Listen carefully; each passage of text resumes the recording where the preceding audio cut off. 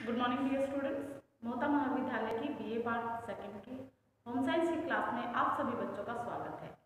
आज की क्लास में हम करेंगे ऊन की विशेषताएं। ऊन की प्राप्ति किस प्रकार से होती है उसके बारे में हमने लास्ट क्लास में पढ़ा था। तो आज उसकी विशेषताओं की बात करेंगे कि ऊन में क्या क्या विशेषताएं होती हैं।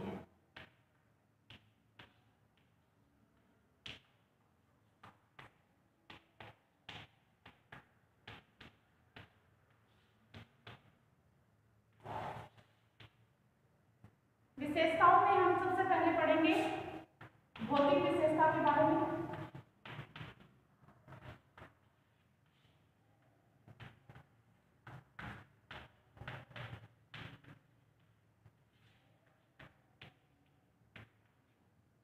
भौतिक विशेषताओं में हम सबसे पहले इसमें पढ़ेंगे संगठन के बारे में पढ़ेंगे कि ऊन है, ऊन का कंपोजिशन क्या होता है, ऊन के अंदर क्या क्या चीजें पाई जाती है।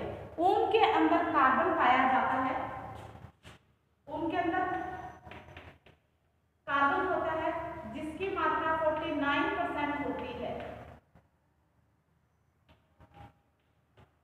उनके अंदर कार्बन पाया जाता है, 49% होता है। इसके अंदर ऑक्सीजन पाया जाता है। ऑक्सीजन जो होता है इसमें 24% होता है, 24% है वो ऑक्सीजन की मात्रा पाई जाती है। अब इसके बाद में इसमें नाइट्रोजन, हाइड्रोजन और सल्फर पाया जाता है। इसमें नाइट्रोजन इसमें होता है, इसके अंदर 16%, हाइड्रोजन होता है इसमें 7% और सल्फर की जो मात्रा होती है वो होती है इसमें 4%। तो अगर इसमें कंपोजिशन की बात करें कि जो ऊन है, ऊन के अंदर क्या पाया जाता है, कार्बन 49% पाई जाती है, ऑक्सीजन की मात्रा 24% पाई जाती है, नाइट्रोजन 16%, हाइड्रोजन 7% और सल्फर 4%। अब आपने ये देखा होगा कि जितने भी हमने रेशे पढ़े उसमें कार्बन था, ऑक्सीजन था, हाइड्रोजन भी था, किसी में नाइट्रोजन, लेकिन जो सल्फर होता है वो केवल किसके अंदर होता है, सल्फर जो पाया जाता है वो इसके अंदर ऊन के अंदर पाया जाता है। ऊन का रेशा है वो प्रोटीन का बना होता है, प्रोटीन प्रधान होता है। यह एक ऐसा रेशा है जिसमें कार्बन, हाइड्रोजन, ऑक्सीजन, नाइट्रोजन के अतिरिक्त इसमें सल्फर भी पाया जाता है। ये सभी तत्व आपस में मिलकर कैरोटीन बनाते हैं, कैरोटीन नामक प्रोटीन का निर्माण करते हैं। ये कैरोटीन नामक क्या होता है, कैरोटीन नामक प्रोटीन पाया जाता है, उसका यह निर्माण करते हैं। और इसमें कार्बन, हाइड्रोजन जो इसका प्रतिशत है वो आपको बताया कितने कितने प्रतिशत इसके अंदर पाया जाता है। अब इसके संगठन के बाद में हम इसकी बात करते हैं, इसके माइक्रोस्कोपिक व्यू की बात करते हैं। संगठन हो गया, अब इसमें सूक्ष्म दृश्य संरचना की बात करेंगे।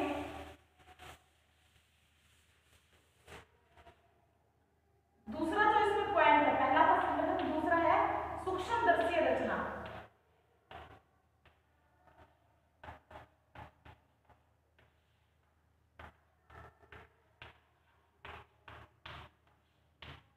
सूक्ष्म दृश्य जो संरचना होती है, ऊनी जो रेशे होते हैं वो अनियमित रूप से टेढ़े मेढ़े होते हैं। आप देखते हैं ऐसे लगते हैं जैसे घुंघराले बाल हो, घुंघराले बालों की तरह ये दिखाई देते हैं। यह मध्य भाग से थोड़ा गोलाकार एवं दो इसके जो किनारे होते हैं, जो बीच में जो होता है ये इसमें से क्या दिखाई देता है, थोड़ा सा गोल गोल दिखाई देता है, लेकिन जो इसकी एजेस होती है, दोनों किनारे जो होते हैं वो क्या होते हैं, नुकीले दिखाई देते हैं। सूक्ष्मदर्शी यंत्र से ऊनी रेशों को जब देखते हैं, इसकी अनुप्रस्थ काट करते हैं तो इसमें देखने पर 3 परतें हैं वो दिखाई देती है। जब इसको माइक्रोस्कोपिक व्यू से इसको देखते हैं इस प्रकार से, इसमें अनुप्रस्थ काट जब करते हैं,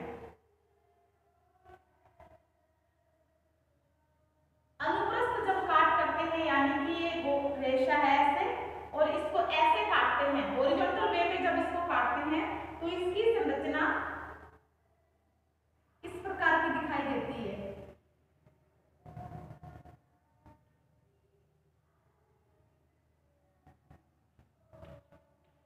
ये मैं बड़े बड़े बना रही हूँ इसके अंदर।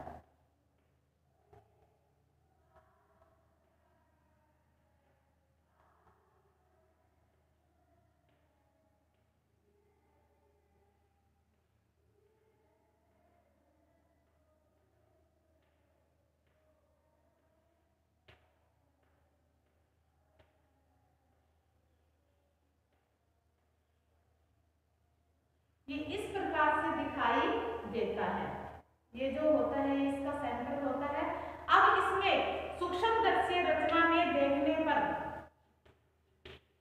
अनुप्रस्थ जब इसकी काट करते हैं, ये अनुप्रस्थ काट होती है जो हम हॉरिजॉन्टल वे में जब इसको करते हैं तो अनुप्रस्थ काट में इसकी 3 परतें दिखाई देती हैं। 3 परतें होती हैं, ये होती है बाहर की परत, ये अंदर की परत और ये होती है मध्य परत। ये 3 होती हैं, 3 परतें होती है इसके अंदर। जो बाह्य परत या बाह्य क्या होती है, बाह्य परत होती है, बाह्य परत या इसे क्यूटिकल कहते हैं। बाह्य परत या इसे क्यूटिकल कहते हैं। जो दूसरी परत होती है मध्य परत या कार्टेक्स कहलाती है। ये वाली परत मध्य परत या इसे कॉर्टेक्स कहते हैं। मध्य परत या कॉर्टेक्स कहलाती है। और जो अंदर की जो परत होती है वो मेडुला कहलाती है।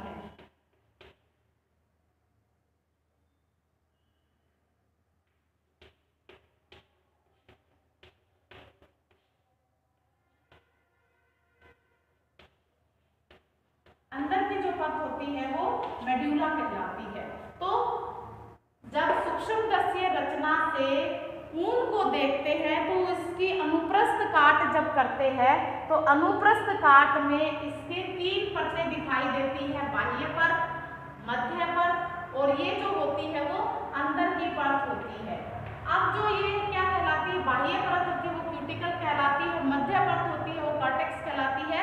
जो अंदर की परत होती है, अंदर जो परत होती है वो मेडुला कहलाती है। ये इसकी परत होती है।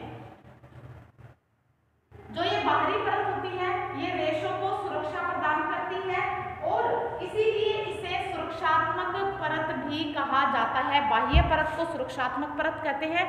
इस पर छोटी छोटी पपड़ी के समान है वो सल्के दिखाई देती है, यानी स्केल्स दिखाई देते हैं इनके ऊपर। ये परतें जो दिखाई दे रही है ये बाहर, अगर आप रेशे को ऐसे देखते हो तो ऐसे ऐसे पपड़ी दिखाई देती है, ऐसे लगता है जैसे पपड़ी है।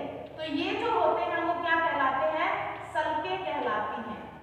सल्के या स्केल्स, स्केल्स कहलाते हैं ये जो परत होती है ये। तो ये क्या है, सल्के होती है। ये सल्के एक दूसरे पर ओवरलैप किए हुए होती हैं, ओवरलैपिंग किए होते हैं, एक दूसरे पर ये चढ़ी हुई होती हैं।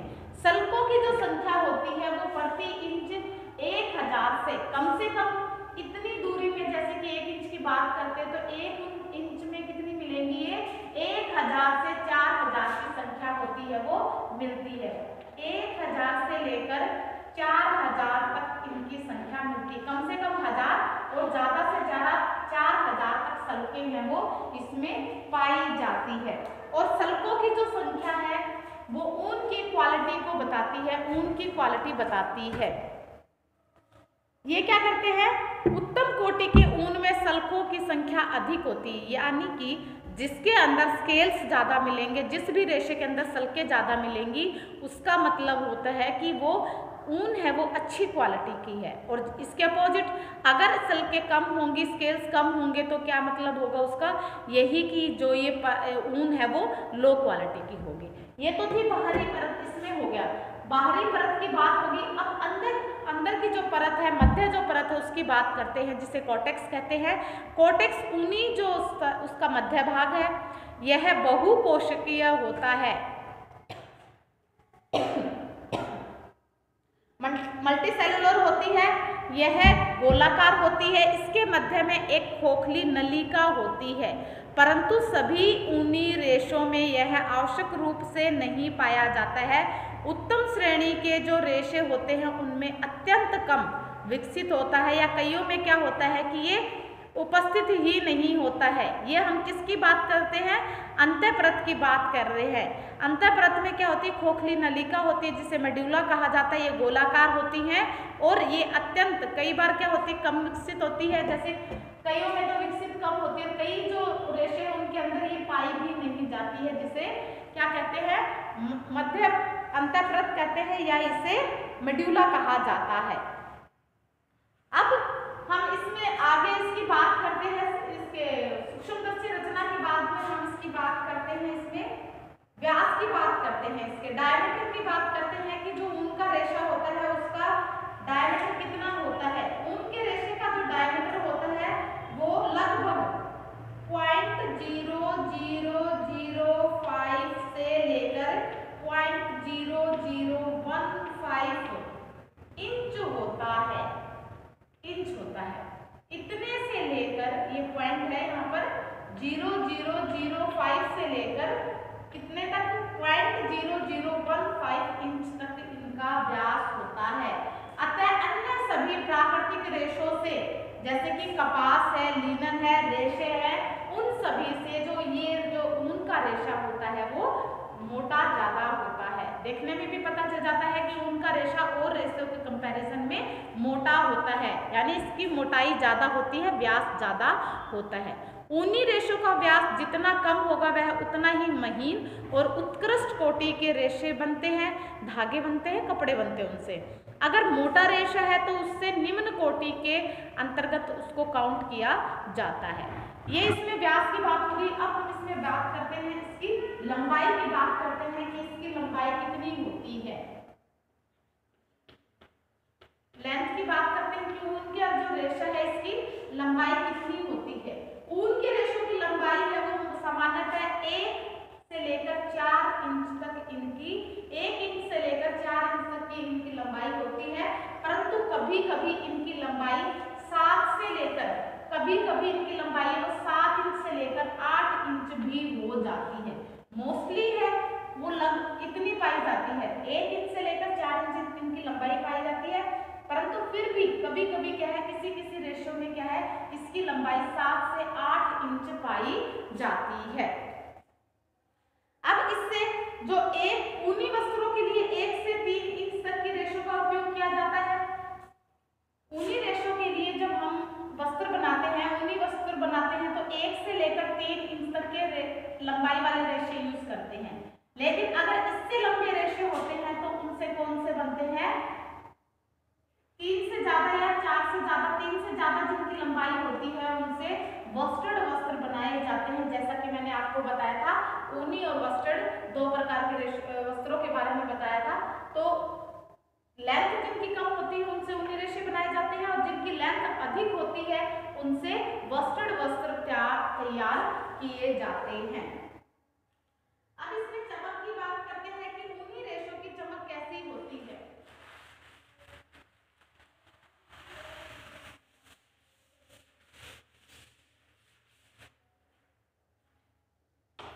लस्टर की बात करते हैं कि इसमें लस्टर कैसी होती है, चमक। ऊनी रेशों की जो चमक है वो भेड़ों की जाति, किस्म, उनके आहार, उनके स्वास्थ्य आदि पर डिपेंड करती है। जितनी अच्छी उनको जलवायु मिलेगी, जितना अच्छा उनको आहार मिलेगा, तो उनके रेशे हैं उत्तम कोटि के ऊन में कम परंतु अनोखी चमक होती है। निम्न कोटि के ऊन में अत्यधिक चमक व कभी कभी बहुत ज़्यादा चमक हो जाती है कि वो हमें अच्छी भी नहीं लगती है। तो अच्छी क्वालिटी के जो रेशे होंगे उनमें जो चमक तो मिलती है लेकिन वो एक अलग सी ही चमक होती है जो हमारी आंखों को अच्छी लगती है। तो ये हो गई हमारी इसमें चमक की बात। अब इसमें कलर की बात करते हैं। ऊनी रेशों में कलर, रंगों की बात करते हैं, रंग कैसे होते हैं। ऊनी रेशे प्राकृतिक रूप से ही विविध रंगों में उपलब्ध होते हैं। जब ये इनको लेते हैं नेचुरली, ये क्या है, इनसे कई प्रकार के रंग होते हैं इनमें। इसका रंग जैसे सफ़ेद हो गया, सफ़ेद से ग्रे, भूरा और कभी कभी काला भी होता है। रेशों के मध्य के कॉर्टेक्स में रंग वर्णक यानी कि मेलानिन नामक वर्णक पाया जाता है। रेशों के मध्य में क्या है, अभी आपको बताया था कॉर्टेक्स होता है। उस कॉर्टेक्स के कारण ही इनमें क्या होता है, रंग वर्णक होता है जो जो क्या कहलाता है, मेलानिन कहलाता है। इस मेलानिन के कारण ही रेशों के रंगों के बारे में पता चलता है, ये रंग वर्णक पाया जाता है। उन्हीं रेशों को आसानी से रंगा जा सकता है, इनको रंगना आसान होता है और परंतु इसे श्वेत उज्ज्वल बनाए रखना कठिन होता है। इसको व्हाइट बना के रखना, मेंटेन करके रखना बहुत ही मुश्किल होता है। धूप एवं वायु से रेशे हैं वो पीले हो जाते हैं, अतः इन्हें ब्लीच करना आवश्यक हो जाता है। रंग के बाद में मजबूती पे आते हैं कि इसकी मजबूती कैसी होती है।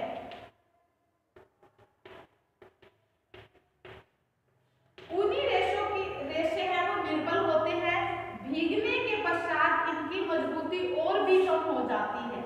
25 से 30% से लेकर 30% तक इनकी मजबूती है वो भीगने के बाद कम हो जाती है।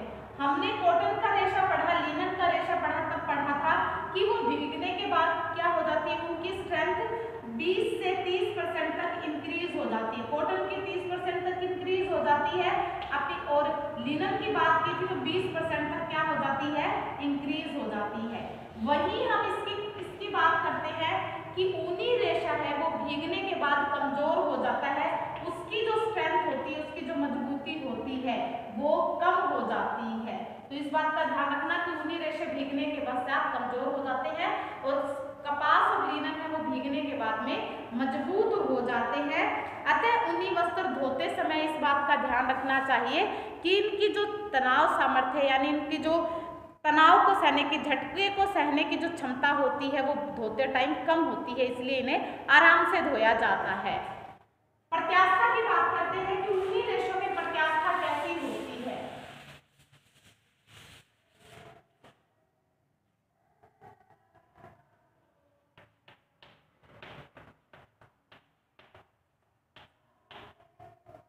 प्रत्यास्था की बात करते हैं, प्रत्यास्था कैसी होती है। ऊनी रेशे में अपना मौलिक व आकार आकृति प्राप्त करने का अद्भुत विलक्षण गुण विद्यमान होता है।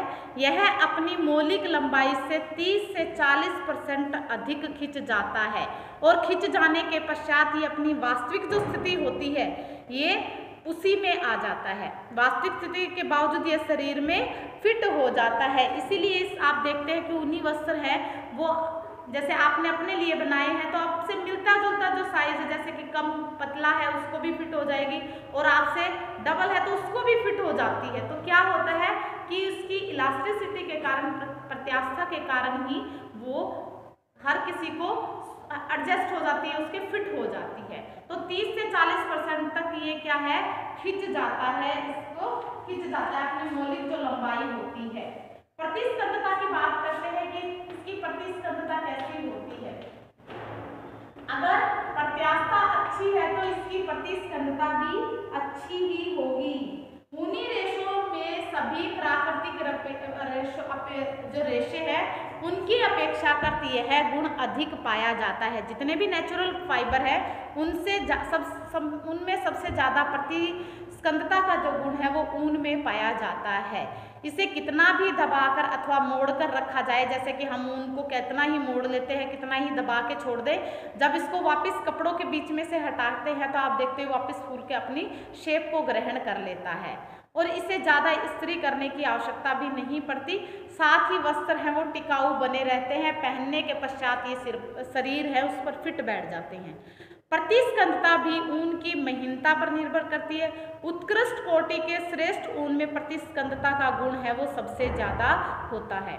मेरिनो जो ऊन है उसमें 25 से 30% क्रिम्प प्रति इंच प्रतिस्कंदता होती है, जबकि निम्न कोटि के होते हैं उनमें 1 से 2 क्रिम्प प्रति इंच प्रतिस्कंदता पाई जाती है।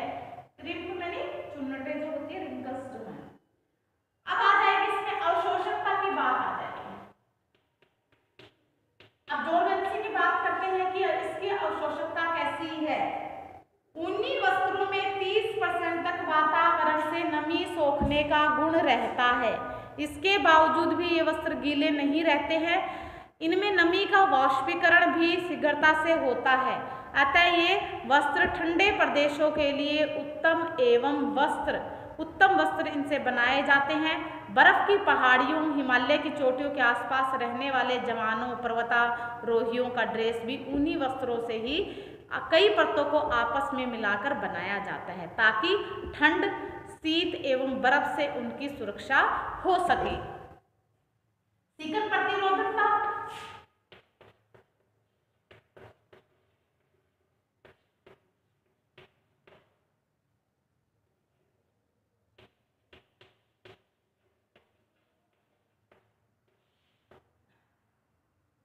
ऊनी रेशे सिकन प्रतिरोधी होते हैं। इनमें सिकन नहीं पड़ती है, इनमें रिंकल्स नहीं आती है। क्यों नहीं आती?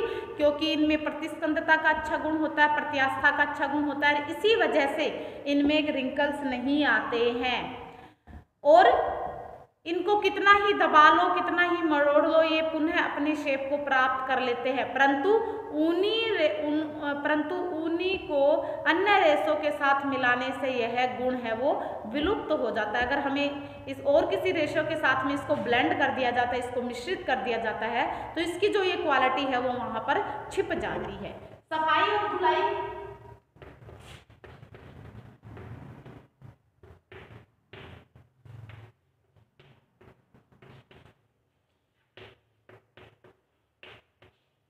ऊनी वस्त्रों को साफ करना थोड़ा सा मुश्किल होता है, क्योंकि ऊनी रेशों के ऊपर क्या पाए जाते हैं? सल्के पाए जाते हैं, स्केल्स पाए जाते हैं, जिनसे इनकी सतह है वो थोड़ी खुरदरी होती है। तो इनमें धूल, कण, मिट्टी वगैरह होती है, वो इनमें डस्ट वगैरह वो इसमें आकर रुक जाती है, जिससे इनको थोड़ा सा गंदगी ज़्यादा दिखाई देने लग जाती है। अतः इनकी धुलाई है वो आवश्यक है। इन्हें नरम ब्रश से इन्हें साफ करना पड़ता है। और ऊन की शुष्क धुलाई है वो शुष्क एवं गीली दोनों विधियों के द्वारा की जाती है। ऊन को ड्राई क्लीन भी करवाया जाता है और इसको गीली विधि के द्वारा भी साफ किया जाता है। सफाई और धुलाई के बाद इसमें आता है इसमें धूप एवं प्रकाश का प्रभाव, कि ऊन के रेशों पर धूप और प्रकाश का क्या प्रभाव पड़ता है।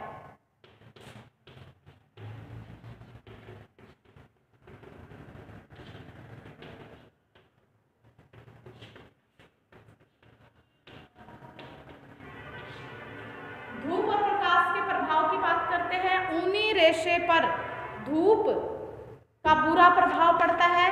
सूर्य की जो बैंगनी किरणें होती हैं वो ऊनी रेशों की जो गुणवत्ता होती है उसको नष्ट कर देती है, खत्म कर देती हैं, जिससे इनके रेशे कमजोर पड़ जाते हैं। इसलिए ऊनी वस्त्रों को सुखाते समय उन पर एक पतला कपड़ा है वो गिरा दिया जाता है, ताकि इनको जो डायरेक्ट सनलाइट है इनके ऊपर ना पड़े और ऊनी रेशे खराब ना हो।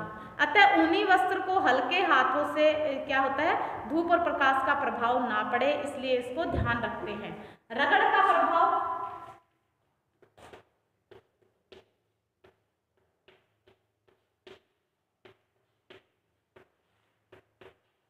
इसमें रगड़ का प्रभाव आ जाएगा। इसके अंदर सूखे ताप का प्रभाव,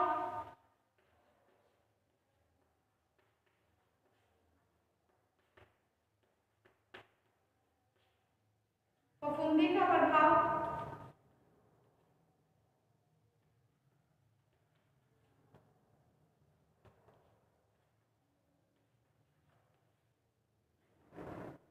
नमदा बनाना,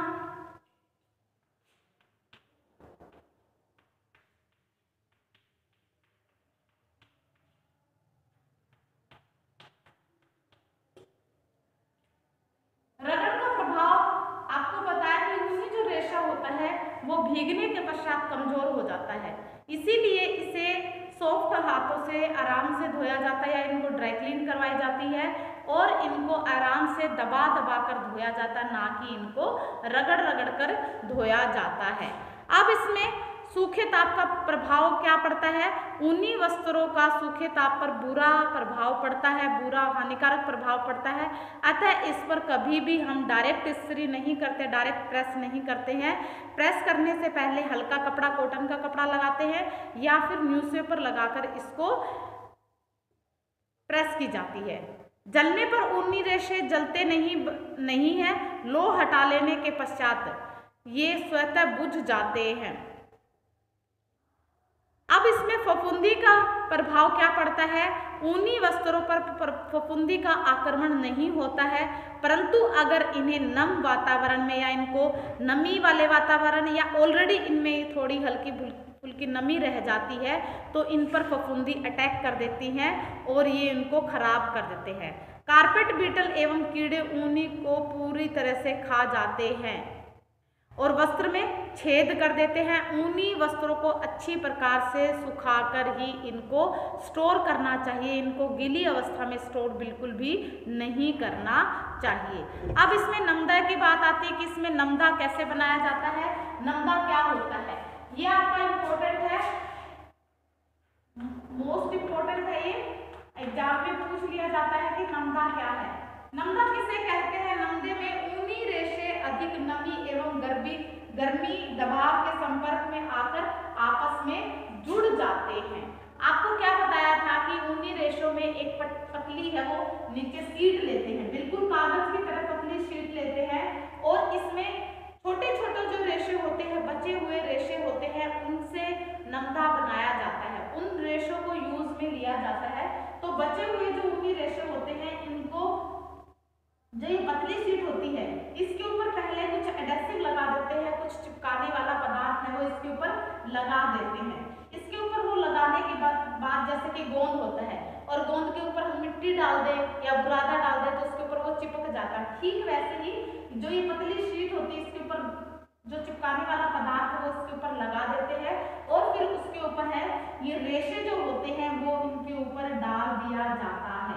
इनके ऊपर डालने के बाद ये इनको नमी और ताप और दाब के संपर्क में इसके ऊपर इसे मशीनों में यांत्रिक विधि द्वारा बनाया जाता है, इसमें मशीनों में इसको पास करवाया जाता है तो इसके ऊपर दाब पड़ता है और ताप और दाब की वजह से टेम्परेचर भी होता है इसके अंदर और दाब भी पड़ता है, उन दोनों की वजह से ये है जो रेशे होते हैं उसके ऊपर चिपक जाते हैं। तो इसमें या तो डिजाइनिंग भी कर सकते हैं, इसके अंदर डिजाइनिंग के द्वारा अलग अलग कलर की ऊन है उनका प्रयोग करके इसको बनाया जा सकता है। तो नमदे जो होते हैं वो घरों में जैसे कालीन वगैरह होते हैं इस टाइप के होते हैं या इन्हें ओढ़ने के लिए हल्के फुल्के जो कंबल होते हैं उनको बिछाने के लिए इनको प्रयोग में लाया जाता है। तो इस प्रकार से नमदा बनाया जाता है। ये नमदा ऊनी रेशे अधिक, इन्हीं ऊनी रेशे में क्या होता है इसी वजह से इनसे कई बार क्या है इनसे कालीन है, जूते हैं, टोपी है, वो भी कालीन, दरी, टोपी इत्यादि इनसे कई प्रकार के वस्त्र हैं वो बनाए जाते हैं। तो ये हो गई हमारी इसकी भौतिक विशेषताएं। भौतिक विशेषताओं के बाद में इसके आता है रासायनिक विशेषताएं। इसके अंदर रासायनिक विशेषताएं कौन कौन सी हो जाएगी?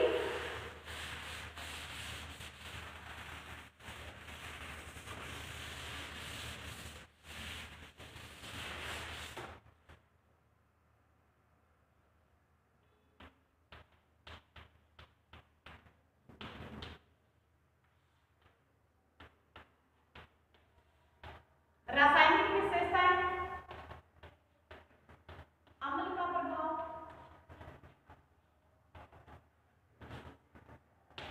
क्षार का प्रभाव, पसीने का प्रभाव, ब्लीच का प्रभाव और रंगों का प्रभाव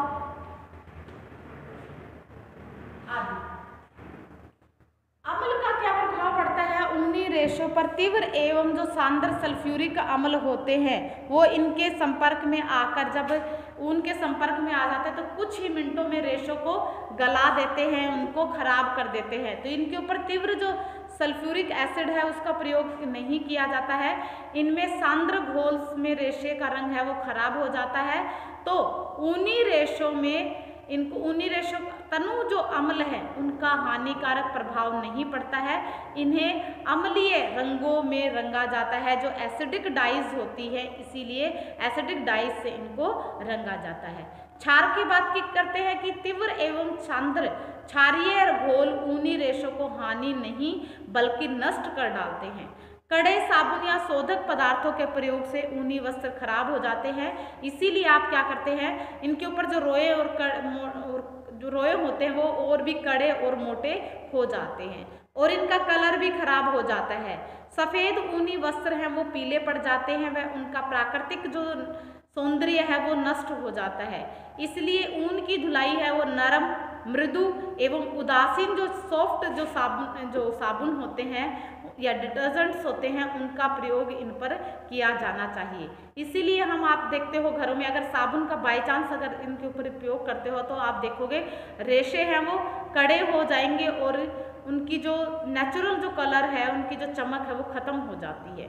इसलिए मोस्टली हम क्या करते हैं, इजी का यूज़ करते हैं, जो एक सॉफ्ट डिटर्जेंट होता है उसका प्रयोग इसमें किया जाता है। रंगों का क्या प्रभाव पड़ता है? अम्लीय रंगों के ऊनी प्रति ऊनी रेशों का बहुत ही गहरा सादृश्य है। अभी आपको बताया, इससे क्षारीय वेट रंग आदि से भी रंगा जा सकता है। इस पर समान रूप से और पक्के रंग चढ़ते हैं। ब्लीचिंग, तीव्र विरंजक जैसे हाइपोक्लोराइड, जैवल वेटर, हाइपोक्लोराइड या जैवल वेटर एक ही चीज है, का ऊनी रेशों पर हानिकारक प्रभाव पड़ता है। रेशे नष्ट हो जाते हैं और खराब हो जाते हैं। अतः ऊनी वस्त्रों को ब्लीच करना पड़े तो वह सफ़ेदी लाने हेतु विरंजक पदार्थ जैसे हाइड्रोजन पेराऑक्साइड का उपयोग किया जाता है। दाग धब्बे छुड़ाने हेतु सोडियम पेराऑक्साइड एवं पोटेशियम परमैंगनेट का प्रयोग किया जाता है, परंतु प्रयोग के पश्चात उन्हें अच्छी प्रकार से साफ पानी से धो लिया जाता है। अगर इनके ऊपर हल्का फुल्का लगा रह जाता है ब्लीचिंग एजेंट तो वो उसको खराब कर देते हैं। पसीने का क्या प्रभाव पड़ता है? जो इसके ऊपर ऊनी वस्त्रों को अगर पसीने युक्त बिना धोए ही इनको स्टोर करके रख देते हैं तो इन पर बुरा प्रभाव पड़ता है। लगातार पसीने के संपर्क में आकर वस्त्र पर ये पसीना जम जाता है और कलर भी खराब हो जाता है। अगर पसीने के प्रकृति जो क्षारीय है तो ऊनी जो रेशे होते हैं वो निर्बल हो जाते हैं। अम्लीय प्रकृति वाले पसीने का कोई ज़्यादा हानिकारक प्रभाव नहीं पड़ता है, ऊनी वस्त्रों पर इनका ज़्यादा हानिकारक नहीं पड़ता। इसीलिए ये तो हो गया हमारा पसीने का प्रभाव। तो आज की क्लास में हमने किया ऊन की भौतिक और रासायनिक विशेषताओं के बारे में। तो ऊन का जो हमारा टॉपिक है वो यहीं पर कंप्लीट होता है। कल की क्लास में हम एक नया टॉपिक स्टार्ट करेंगे। आज के लिए इतना ही। Okay, bye, have a nice day.